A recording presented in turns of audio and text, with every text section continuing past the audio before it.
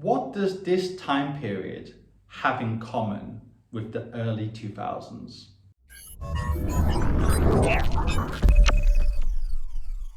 So in this video, I'm going to talk about what this particular time period, 2023, has in common with the early and mid 2000s. And before doing that, go over to adamfad.com, especially if you're an expat or a high net wealth individual, and see how we can help you. And indeed, are helping people like you presently. Now, I can remember in the early to mid 2000s, it was just after the technology crash of 2000, the dot-com crash, and many people thought that the internet was overblown, that basically it was all hyped up. Paul Krugman made a comment that I guess now he wants to forget, the Nobel Prize winning economist. He mentioned that by 2005, it'll become clear that the internet and emails and so on were no more important than the fax machine, and basically technological change will slow down over time when it comes to the internet. Obviously that has been proven not to be the case, but you have to remember why many people thought this in the early to mid 2000s. Basically, if you think back, the late 90s, the internet was huge, but it was more huge from a hype point of view. Whilst there were some companies like Microsoft who are making a lot of money, most companies on the internet weren't making that much money. Sometimes they were unprofitable, and then there was the tech crash. And not only that, what is also true is even as recently as say 2004 or 2005, most people's life was not actually revolving around technology. If you think back, most people used Nokia phones, they used SMSs, they texted each other, and so on and so forth. But very few people bought things online even as recently as 2005, never mind 2001. Most people's life in say 2003 was relatively similar in many ways to 1993 when it came to technology. Actually, the biggest thing arguably that happened is computer games were getting bigger. So the PlayStation and things like that, Xbox, the first Xbox, those things were getting bigger. But when it came to the internet, hardly anyone was doing business online together in the scheme of the global population. And very few people also were really fundamentally changing their life. But then after 2005, obviously things changed gradually. So I can remember in 2005 and 2006, many people started dipping their toes in there, buy one or two things from eBay, which was huge at that time. And it got bigger and bigger over time. But people didn't really trust the internet that much then. If you had said to people then that we would have done all high net worth and high trust services online in another 10, 15, 20, or even 30 years, most people wouldn't have believed you. It was more seen as something cool to do, or yes, you would save a little bit of money, but people didn't really understand the internet. And whereas with a physical shop, you could complain, with the internet, people weren't used to kind of online reviews and needing to do your own research. So it's not like now where people obviously will trust 10,000 reviews more than just going into one shop. People really didn't know too much about the internet and didn't trust it too much. But then every year from there on in, things started to change. But then in 2007, 2008, the first iPhone came out, and of course internet speeds got bigger. So in 2003, 2005, many people had these awful dial-up connections, whereas by 2008, 2010, in many countries, people had high-speed internet. They had the iPhones now. Yes, many people didn't have them still, but every single year it was going up dramatically. And then from 2010 until the pandemic, so those 10 years, there was an incredible amount of technological change. So people doing everything online, so hiring online, firing online, doing their legal services, their banking, their financial services, whatever, online. And then of course with the technological revolution going into the pandemic, then it just went like this, right? During the pandemic, as I mentioned before, it was just pressing the fast forward button really on a change that was happening anyway. A lot of the things that happened would have happened anyway in 2030 or 2025 even if the pandemic didn't happen. However, I've noticed something, that this year there's an increasing number of people who are hoping deep down for business as usual. So I have, for the first time in years, I have met one or two people, believe it or not, dinosaurs if you like, who are talking about, oh, I like to do business face to face. Believe it or not, people like that do still exist, which I find hard to believe, but yes, they do still exist. And not only that, obviously, when it comes to tourism, I think numbers are back up to close to the pandemic times, or pre-pandemic times, should I say. So some people who have never been comfortable with the technological revolution are really hopeful that the pandemic really was just a blip. A bit like how I watched an interview on the BBC, and there was a guy, I think it was Peter Fatchell, he mentioned that after 9/11 there were many predictions that people wouldn't want to take business meetings and go on business class flights, but things slowly got back to normal. There's a lot of people who are hoping that the same thing happens this time, but the key thing is, and this is what Jeff Bezos understood when he did his TED talk in the early to mid 2000s, when he predicted that what had happened after 2000 was just a blip. What people have got to remember is technology almost for sure is only going in one direction. So right now we've got the AI revolution that's kind of taken over the world. And interestingly, the NASDAQ, even though last year had a very bad period, this year it's outperforming the other stock markets. Now, I'm not saying that's going to continue every single year, but interestingly, even last year, the NASDAQ didn't fall as much as it did in the early 2000s. The NASDAQ fell 76% in the early 2000s. It only fell about 30% last year at the peak.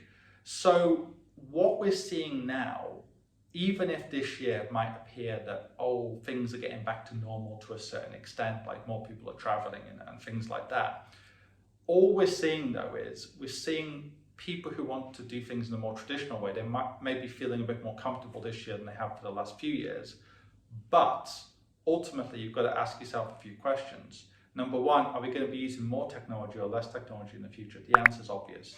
Number two, are we going to do more business in person in 10 or 20 years than we are now? I think it's only going to go down, because people care more and more about the environment. They care more and more about efficiency. They care more and more about cost.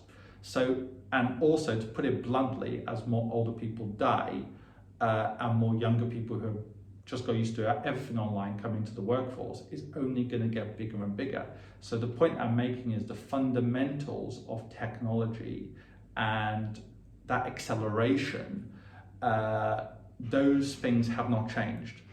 Actually, I don't think the pandemic even changed it that much. Even if the pandemic never happened, what we're seeing now would have just happened later on. So no matter what happens in the next 5 or 10 years, regardless of whether we get another pandemic or some other kind of events, I don't think we're going back ever to the old world, because basically, if you look at it from a very long-term perspective, from when the internet was started in the mid-90s until now, we've only really been going in one direction, or the overall trend has been one direction. It might have seemed like, okay, in 2019, we've gone up just before the pandemic, then after the pandemic, a big going up, and then going down in the early 2000s after the tech crash.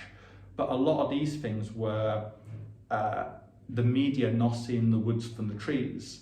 So in 2001, 2002, just because the stock market was down, that didn't mean that we weren't going into a technological world 10 or 20 years after that. So in the next 20 or 30 years, businesses are going to really have to adapt. In fact, they're going to have to adapt now. And I think the pace of change in the next 5 or 10 years could actually be even higher than during the pandemic, because if AI really takes off and some of these new technologies take off, we're going to be in a fourth industrial revolution, and the pace of change is going to be bigger than any of us have seen in our lifetime. And even if that doesn't happen, ultimately, as I mentioned, we're in a technological world. So what does this mean for investors and businesses? I think investors and businesses need to focus on those companies who are in the technology space, but they're profitable. It is true that there's a lot of noise and there's a lot of hyping up of things like AI stocks and so on. Some people might make the same mistake they made with Cathie Woods' fund and just go for those shiny objects and think, oh, they've got a great technology, and they don't focus on, are they going to make money from the technology?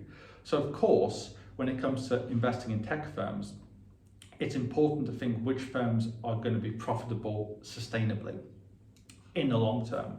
That's really important. But even when it comes to traditional firms, any firm that is becoming more efficient by using technology is going to go ahead. So if you think about traditional firms like the big banks or whatever, those banks that are most adaptable to technological change are more likely to do well. But also when it comes to setting up your own business, I think it's going to become increasingly important to really focus on what you can do online, what you can do remotely.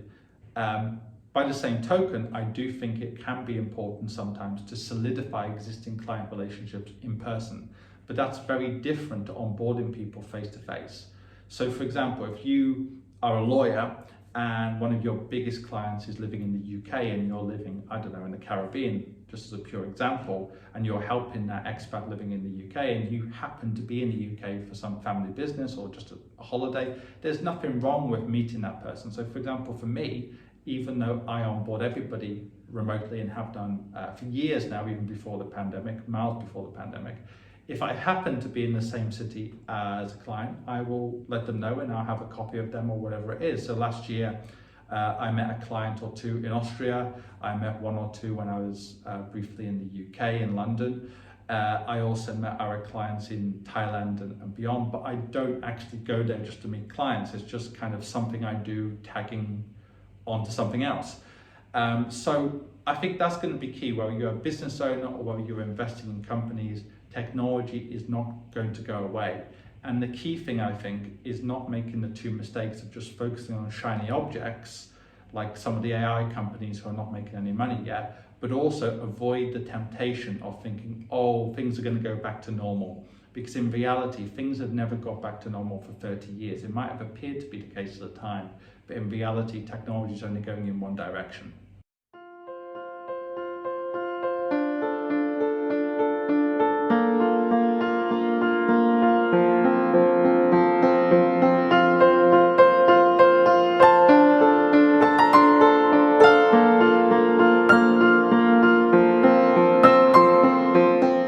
Depends on every person's individual goals, how much money they want to invest, how long they want to invest. And I did not have at all the feeling from any bank with which I had contact with that they were interested in these things. Whereas with you, it was from the very beginning obvious to me that you had experience in these matters and also were interested in what I wanted to achieve. Anyways, I'm very, very pleased and positive to say that I believe I've picked the right one. The results in the last couple of years have overreached my expectations by far. And I see no reason why it should not continue. Of course, I can highly recommend him as your financial advisor for now and for the future. Because hesitating is missing out. So I'm investing a lot in the Middle East market, but the amount of returns I'm getting from there is very low as per the amount of returns I'm getting from the investment portfolio which you made for me. Obviously, the best result in market right now is Adam.